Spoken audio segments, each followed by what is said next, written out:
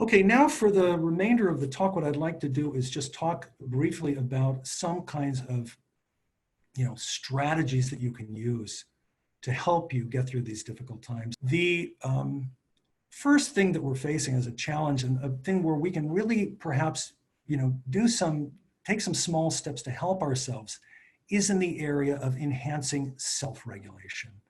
What does that mean? It means doing some things to help us develop resiliency, which you see by the tree on the left, the ability to to bend but not break in these situations, to kind of go with the flow a little bit, to keep ourselves in emotional balance, and on the right, to take care of ourselves, to engage in self-care and to nurture ourselves. And there basically are two paths to enhancing self-regulation. One is changing what we do, and the second is changing how we think. Now, let's start with changing what we do. And I want to focus in particular on self-care. Self-care is something that has really been shown to have beneficial effects in times of stress. And whether, so that might be doing sport, it might be just going for a walk in nature, it might be buying a plant at home or planting a garden. It could be just remembering to breathe. It could be if you practice some meditation or learning how to do meditation or yoga. These are all activities, task-oriented, active forms of coping that have been shown to have benefits during times of stress. Now, I have to confess, I'm not a person who's really very good at doing these kinds of things. Some people have a lot more self-discipline than I do. So what I've learned to do over time is develop some strategies that work for somebody like me, somebody who's not that self-disciplined. And the first thing I would say is just start small. Sometimes your big ambitions can get in the way of making small changes, but small changes can make a big difference, right? So just like we were scale back your expectations now. See if you can start by thinking of even one small thing that you might do differently in the area of self-care. And now second, when you initiate that activity, do it with mindful awareness. What that means is really notice and be in touch with whatever your experience is of doing this activity, and just pay attention to it without judging it. How do you feel when you do the activity? How do you feel after the activity? How is this different from how you normally feel? Now, why is that important? Because our brains and our bodies are giving us feedback, automatic feedback about what's working for us. If you feel good after doing these activities and you allow yourself to take that in and to just enjoy it for a little bit, that's reinforcing, that's positive reinforcement. And that's going to increase the chance that we're engaging in more of these behaviors. And every time you even take a small step, even if you just take a moment and think about, is there something small I might do differently? Or doing something differently, or bringing mindful awareness to your experience, give yourself a V for victory. Okay, that's a victory. It's a small victory. We're talking about everyday small victories here, like drops in a bucket that are filling up a bucket. So give yourself that credit, because that's also a way of reinforcing yourself.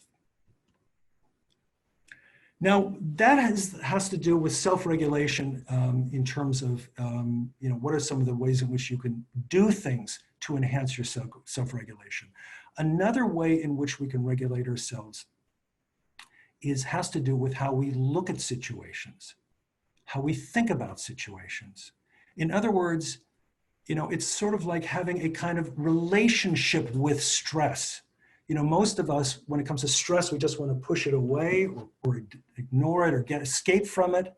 But this suggests having a kind of relationship with stress. And research has shown that how you interpret stress, how you appraise stress, that's just a fancy word for interpreting, affects how you feel. And so, for example, let's say you're dealing with one of the threats that we're facing right now, like the biological threat. And you think to yourself, there is a high chance that this virus is going to kill me. If that's how you're thinking, then undoubtedly you're going to experience higher stress. right? That makes sense. It's a kind of catastrophic way of thinking. It's like, my chances are very high that something terrible is going to happen to me, or let's say to somebody that I love. And naturally, that's going to increase your stress levels. Now compare that to this. This is a reappraisal, meaning coming up with a different interpretation of the situation. The chances that I will die if I get the virus are actually very low, probably less than 1%. Now, what's very interesting is that the latest data that's coming out suggests that the actual mortality rates from the virus for those who get it are less than 1%. On average, it may be about 0.5%. And for some people who are in the lowest age group, like lowest age groups, and who don't have any, health complications, probably even less than that. So notice then that if you reappraise the threat, you're going to end up feeling differently. It's going to lower your stress level.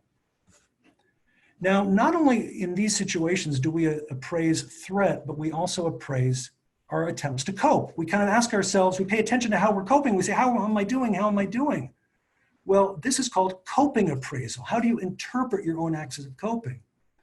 And sometimes you may say to yourself, I can't handle this situation for one more day. Well, clearly, if you feel that way, if you think that way, it's going to affect your feelings. You're going to have high stress. But if you reappraise the situation, if you change how you think about it, you might say something like, I'm going to take this one day at a time. I'm going to live more in the moment and worry less about the future. And if you can think in that way, it lowers your stress. Okay, so this shows that in terms of changing our emotional regulation, there are basically two paths. One is by doing, and one is sort of changing the way that we're appraising or interpreting the situation. Now, why do some of us, tend to have such an overestimate of what the actual threat is to us? Why do some of us think, if I get the virus, I'm going to have a 50% chance of dying, or whatever it would be? Part of it is that, the media is full of information now about the virus and about the situation, right? So, I'm a kind of a news junkie. If you go to any news website, that's all there is now. It's all Corona news. It's not fun. It's not the old fun news we used to have. It's all Corona news. And naturally, because that's all the information that's out there, we tend to misinterpret the danger that's involved in the situation. And yes, there is a danger on the large scale. If we don't do anything about the virus, of course, many, many people will develop it, and then large numbers could die if it gets spread on a massive scale. But actually, the individual threat to you is probably very, very small. Now, another way that we can reappraise stress is by finding meaning in it. And maybe some of you are familiar with this book by Viktor Frankl, Man's Search for Meaning, which came out, 60 years ago. Viktor Frankl was a Holocaust survivor. He was an Austrian neurologist, and he actually was doing some psychotherapy in the concentration camps, right? So he was Jewish, he was interned, and he survived. And what he said, if you read his book, is that the people who were able to find some kind of meaning in this dreadful situation, they were the ones who had a greater chance of surviving. So it's kind of a reframing. We call that a reframing in cognitive psychology, changing the way you think about a stressful situation as a kind of adversity challenge. And here are a couple of things that Viktor Frankl said. When we are no longer able to change a situation, we are challenged to change ourselves. Okay, that's very powerful. To me, what this means is that the ultimate freedom that we have is internal. No matter what the situation, the external situation is, we always have internal freedom to change ourselves and how we feel about it and how we deal with it.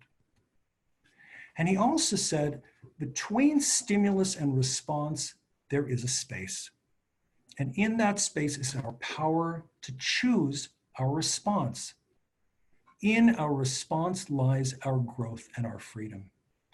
Meaning that when we react to things, we often do it without thinking. We often don't stop and just take a moment of mindful awareness and realize, I have a choice right now about how I'm going to feel, about how I'm going to react, about how I'm going to cope. And that space is freedom. Now, this concept of Frankl's about our internal freedom relates to another important concept in terms of stress and coping, and that's the difference between external and internal locus of control. Some people are more externally oriented in their locus of control. And the question here is, who has the control over my destiny? If you feel kind of automatically that other people have the control of your destiny, you're likely to experience more stress. So for example, if you feel that your behavior is more guided by things like fate or luck or by other people or by external circumstances, then you're going to experience likely more stress. That's what the research literature shows. But if your locus of control is internal, then you make a statement like, I control my own destiny. And that means that my behavior is guided by my own personal decisions and my own personal efforts. Now, some people tend to be more externally oriented. Some people tend to be more internally oriented. But what this suggests is, and I think it couples very nicely with Viktor Frankl's work, that you could potentially shift your locus of control toward more internal by searching for your inner freedom, right? That if we can try to live more by what Viktor Frankl said, then essentially what that means is, it doesn't mean that the external situation doesn't matter, right? Of course it matters, but it helps us to move our locus of control more internal and therefore have more power and more control over how we feel.